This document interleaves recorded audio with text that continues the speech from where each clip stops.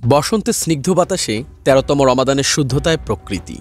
ইফতারের আগ মুহূর্তে দাঁড়িয়ে ঘড়ির কাঁটায় ক্ষণ গুনছে উত্তরের জেলা কুড়িগ্রামের উলিপুর উপজেলার বড় মসজিদ খ্যাত মসজিদুল হুদার পাশের দৃষ্টিনন্দন কাচারি পুকুরের চতুর্দিক দিয়ে বসানো সারি সারি চেয়ারে ধীরে ধীরে বসছে মানুষজন। কে ধনী, কে গরিব, কে উঁচু, কে বা নিচু, সব ভেদাভেদ ভুলে সর্বশ্রেণীর মানুষের উপস্থিতিতে সরব উলিপুর উপজেলা বিএনপি কর্তৃক আয়োজিত গণ ইফতার।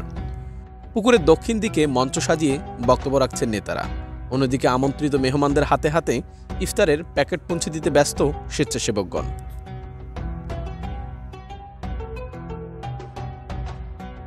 কোনো সাজানো স্টেজ কিংবা কমিউনিটি সেন্টারে নয়, খোলা আকাশের নিচে প্রকৃতির সাথে মিশে গিয়ে এমন গণ ইফতারের আয়োজন উলিপুরে এবারই প্রথম।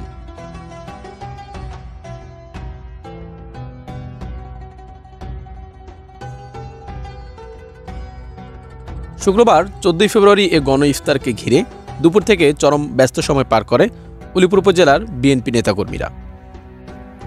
উলিপুরের বিভিন্ন শ্রেণী পেশার কয়েক হাজার মানুষকে সাথে নিয়ে আয়োজিত এ ইফতার মাহফিলে বক্তব্য রাখেন জেলা বিএনপির সাবেক সভাপতি ও বিএনপি চেয়ারপারসনের উপদেষ্টা জনাব তাজবিরুল ইসলাম।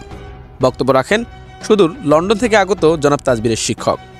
এছাড়াও আরও বক্তব্য রাখেন কুড়িগ্রাম জেলা বিএনপির আহ্বায়ক মোস্তাফিজুর রহমান, সদস্য সচিব সোহেল হোসেন কায়কোবাদ, যুগ্ম আহ্বায়ক সাংবাদিক শফিকুল ইসলাম বেবু সহ জেলা ও উপজেলার বিভিন্ন পর্যায়ের নেতৃবৃন্দ।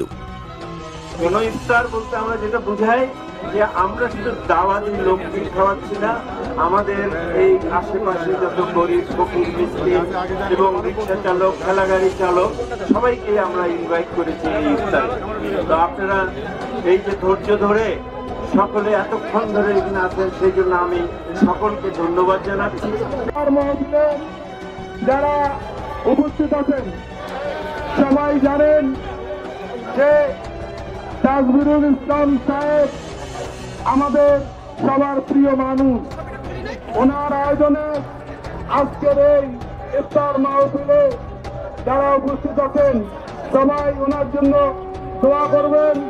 ইফতার মাহফিলে দোয়া ও মোনাজাত পরিচালনা করেন কুড়িগ্রাম জেলা ওলামা দলের আহ্বায়ক জনাব মাওলানা ফজলুল হক। মোনাজাতে দেশ ও জাতির কল্যাণ কামনা করে দোয়া করা হয়।